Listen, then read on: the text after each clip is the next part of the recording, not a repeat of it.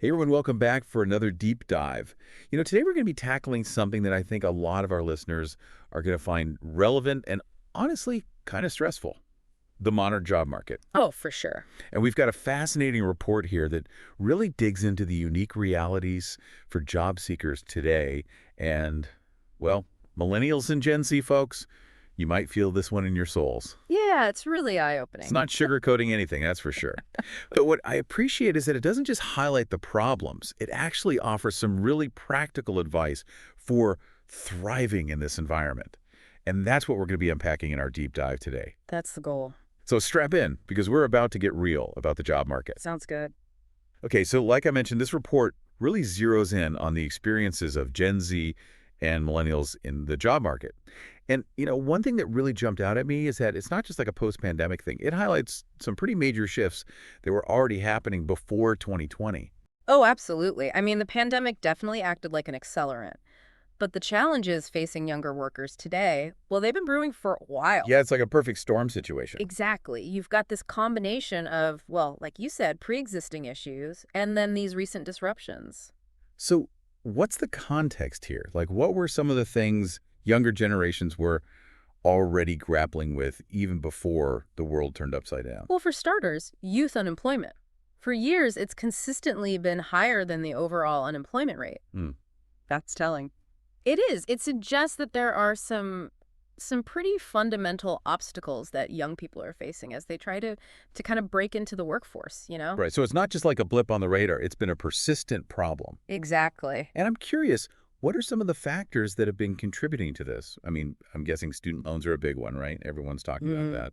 Yeah, student loans are definitely part of the equation. It's a huge burden for a lot of young people, but let's circle back to that a bit later. First, I think it's important to recognize how the very nature of entry-level jobs has changed. Oh, interesting. How so? Think about it.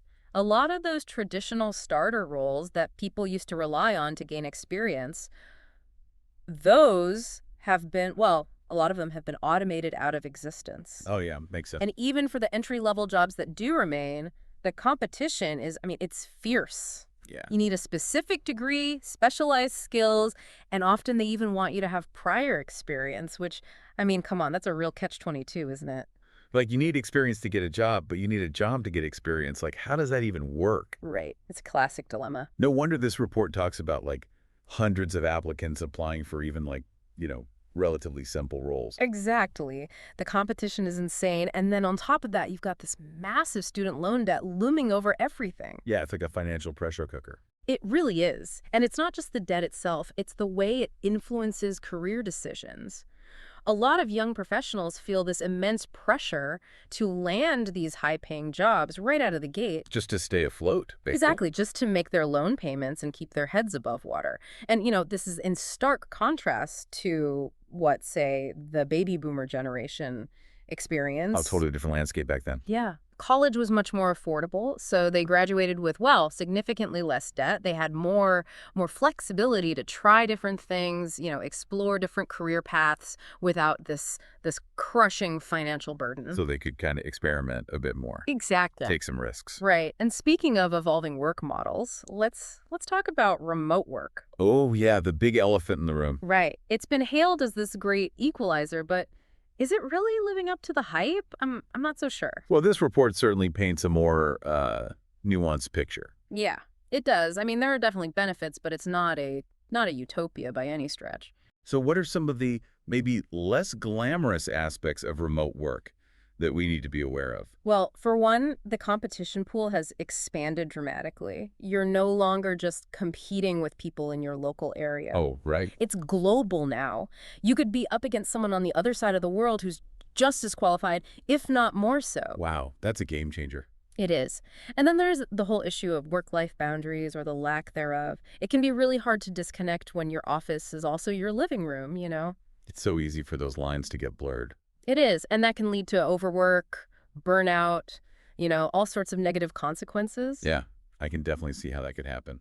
And I think it's important to acknowledge how this ties into the larger economic pressures we were talking about earlier. Right, so it's not just about the work itself, it's about the context in which that work is happening. Exactly. We're seeing stagnant wages, a rising cost of living, and then you layer on top of that this this pressure to be constantly available, constantly working. It's a lot to juggle.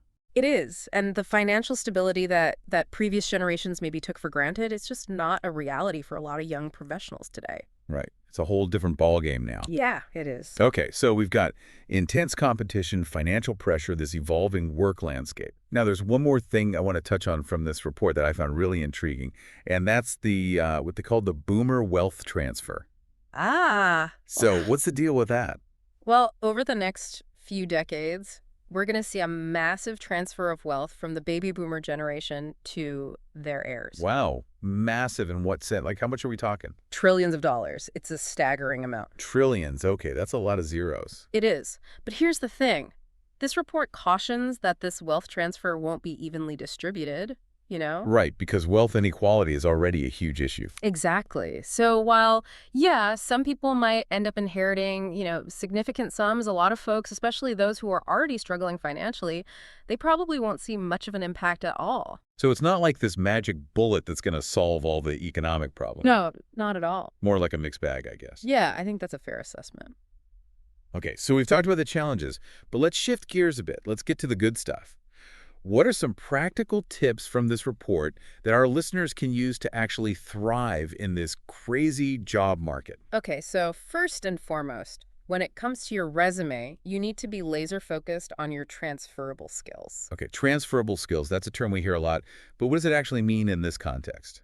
It means highlighting how your experiences, even those that might not be directly related to the job you're applying for, demonstrate those qualities that employers are looking for. And these days, a big one is adaptability. Oh, adaptability, right, because everything's changing so fast. Exactly. So think about it. Did you lead a volunteer project, manage a complex group assignment? Did you have a side hustle where you had to learn new skills quickly? These are all examples of transferable skills. So it's not just about listing the skills, it's about showing how you've actually used them in real-world situations. Precisely. You need to connect the dots for them, quantify your achievements, tell a story that showcases your ability to adapt, learn, and problem solve.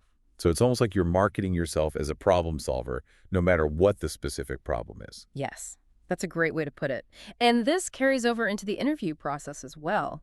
When you're talking about your experience, don't just focus on what you've done. Emphasize what you've learned from those experiences and how those lessons have prepared you for new challenges. And so it's about showing that you're not just capable, but also that you have the potential to grow and evolve. Exactly. Employers want to see that you're eager to learn and adapt, especially in today's rapidly changing work environment. And on that note, I'm a big believer in continuous learning. Like last year, I decided to take this online course in graphic design just for fun. I had no idea it would actually come in handy a few months later when our team needed to create some visuals for a project. There you go. You never know how those seemingly unrelated skills might become valuable assets down the road. Exactly.